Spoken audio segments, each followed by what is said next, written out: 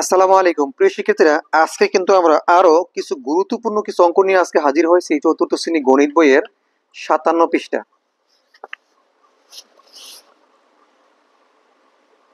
প্রথমে তোমরা সবাই 57 পৃষ্ঠা বইটি খুলে দেখো এই প্রশ্নগুলা তোমার বইয়ে আছে কিনা। যদি থাকে তাহলে এই পেজের পড়াই কিন্তু আমি এখন পড়াবো। দেখো 5 নম্বর অঙ্কটি কি চাইছে, আমরা কিভাবে সমাধান করি এই জিনিসটা খেয়াল করো। তুমি 99 জন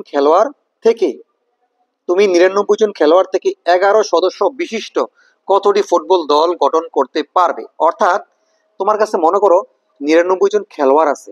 খেলোয়াড় বলতে তোমার ক্লাসে দুটি ক্লাসে মিলে 99 জন ছাত্র ছাত্র আছে, তো এরা সবাই খেলবে। এখন তোমরা চিন্তা করছো যে আমরা কি করব। আমরা প্রত্যেকটা ফুটবল খেলোয়াড় দলে কিন্তু 11 জন থাকে, বেশি থাকে না, কিন্তু 11 জন নির্দিষ্ট একটা পরিমাণ থাকে। তো 11 জন করে করে আমরা দল ভাগ করব, যে কতটা দল হয় আমরা এখন দেখবো। তো এই জিনিসটা যদি আমরা একটু সাজিয়ে করতে যাই, দেখো কিভাবে আমি এই সাজিয়ে করতেছি। যেহেতু এই অঙ্কগুলা সাধারণত সাজিয়ে করতে হয়, জাস্ট তুমি যদি এভাবে করে ফেলো তাহলে কিন্তু হবে না। সাজানো অঙ্ক সাজিয়ে করতে হবে। দেখো, তো সাজানো অঙ্ক অনেকের কাছে কিন্তু খুবই হিমশিম। ছোটবেলা অনেক গার্ডিয়ানই কিন্তু এই অঙ্ক মানে একেবারেই দুর্বল ছিল। এখন হয়তো অঙ্কগুলো দেখলে তাদের কাছে খুব সহজ মনে হয়, অঙ্কগুলা শিখতে পারে। আমি তোমাদেরকে দেখাচ্ছি, মনোযোগ সহকারে অঙ্কটা দেখতে থাকো।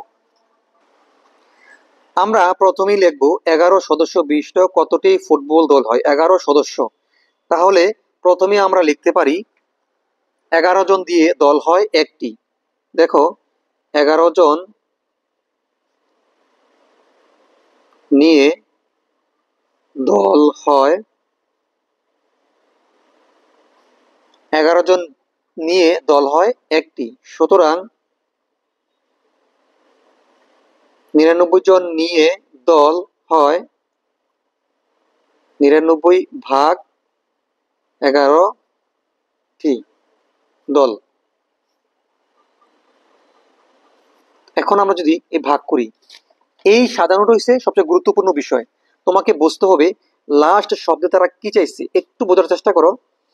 যে ফুটবল দল গঠন করতে পারবে মানে 11 সদস্য বিশিষ্ট কতটি ফুটবল দল গঠন করতে পারবে। কতটি, ক্লাসটা কি চাইছে, কতটি ফুটবল দল গঠন করতে পারবে। কতটি বলতে মানে কয়টি দল হবে।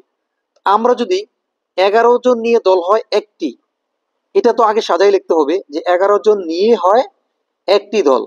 তাহলে 99 জন নিয়ে কয়টি দল হবে। তো এটি এইভাবে সাজানোর পরে প্রথম লাইনটা সাজাতে পারলে কিন্তু তুমি দ্বিতীয় লাইনটি সাজাতে পারবা। তোমাকে দেখতে হবে এই প্রশ্নের মধ্যে কতটি, কয়টি, কতটি, কতটি, এই প্রশ্নটা কি বলছে খেয়াল করতে হবে। এই প্রশ্নটার আলোকেই প্রথম লাইনটা সাজানো যাবে। তো আমরা যদি এখানে রাফ করি, দেখো এটা তো ভাগ, অবশ্যই বুঝতে পারছো যে পাশে একটি ভাগ করতে হবে। আমরা যদি এর রাফ ভাগটি তোমাকে জাস্ট সিম্পলি এখানে দেখাই, দেখো 11 99, এই তো ভাগটা, তাই না। এখন এই 11কে কত দিয়ে গুণ করলে 99 হতে পারে, অথবা 99 কাছাকাছি যেতে পারে, বাকশেষ থাকতেও পারে নাও পারে। তো আমরা প্রথমে এখানে কি করব, 11কে গুণ করব। আমার মনে হয় 9 দিয়ে গুণ করি। 9 একে 9, 9 একে 9, 99। তার মানে 9 11 99, 9 বার। সরাসরি 9 লিখে দিবা, 9টি দল। ঠিক আছে, উত্তর কিন্তু হয়ে গেল সিম্পলি। এখন এই অঙ্কটার মধ্যে সবচেয়ে মূল বিষয় হচ্ছে এই সাজানোটা। কেউ আবার এই অঙ্কটাকে আমি যেভাবে রাফ করেছি, এই যে আমি যেভাবে রাফ করেছি এই 9 11 99 এভাবেই লিখে দেয়। এটাই উত্তর কিন্তু হবে। তোমার টাকচারটা কিন্তু হয়েছে, বাট যেহেতু এগুলা কথার অঙ্ক, কথার অঙ্কর ক্ষেত্রে সাজিয়ে না লিখলে অঙ্কটা সুন্দর হয় না। তাহলে কতটি ফুটবল দল গঠন হবে, তুমি উত্তর লিখতে পারো